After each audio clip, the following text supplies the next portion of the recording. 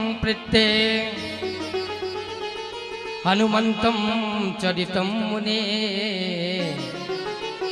यथा चक्रं हरेलाहं लीलां हसुतं बुधे।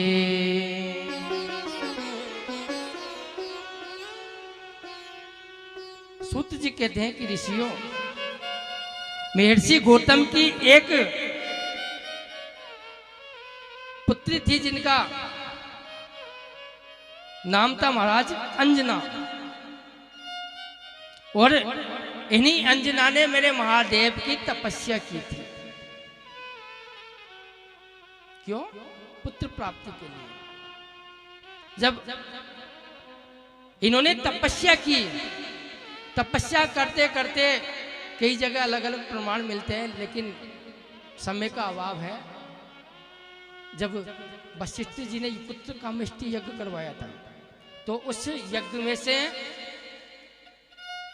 जो चड़ू खीर का जो पात्र मिला था, तो तीनों रानियों को बंटवाया था।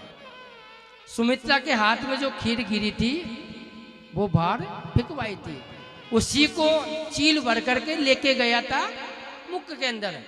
केसरा चलबल पद पर मेरी माँ अंजना भगवान शिव का तप कर रही थी बैठ करके, तो उस पक्षी के मुख से 2-4 चावल के दाने गिरे, और चावल के दाने जैसे ही माँ अंजना के हाथ में गिरे, माता अंजना गर्भवती हुई, और गर्भवती जैसे हुई मेरे महादेव स्वयं हनुमंत लाल के रूप में इस संसार में प्राकट्य हुआ। बोलिए हनुमान जी महाराज की।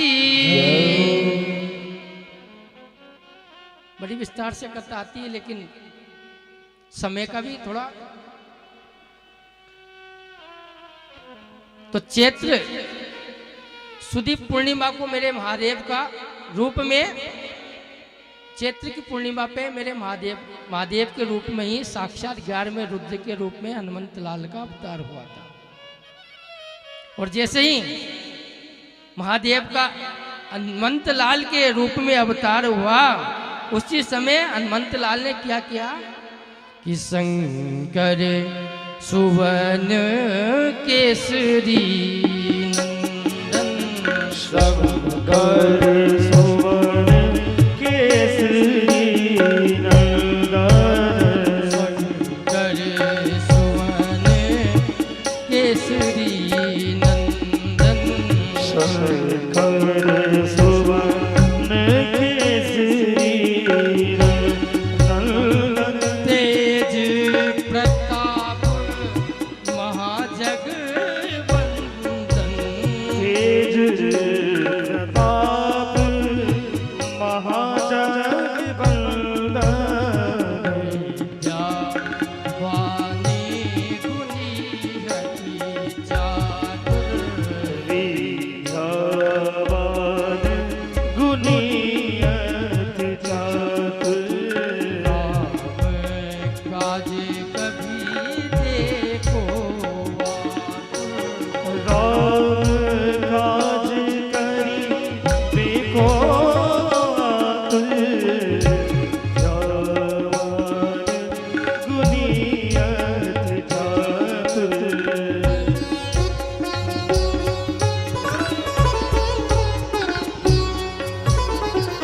विद्यावान गुणियत चातुर,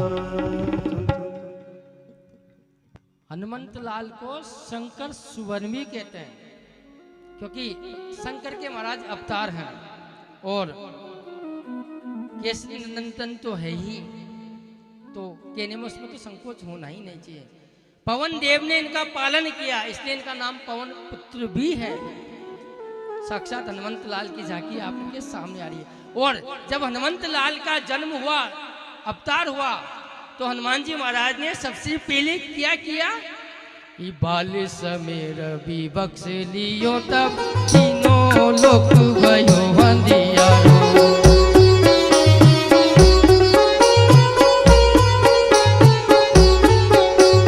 बाल समेर भी बख्श दियो, तब तीनों लोक भयो हंधियारो।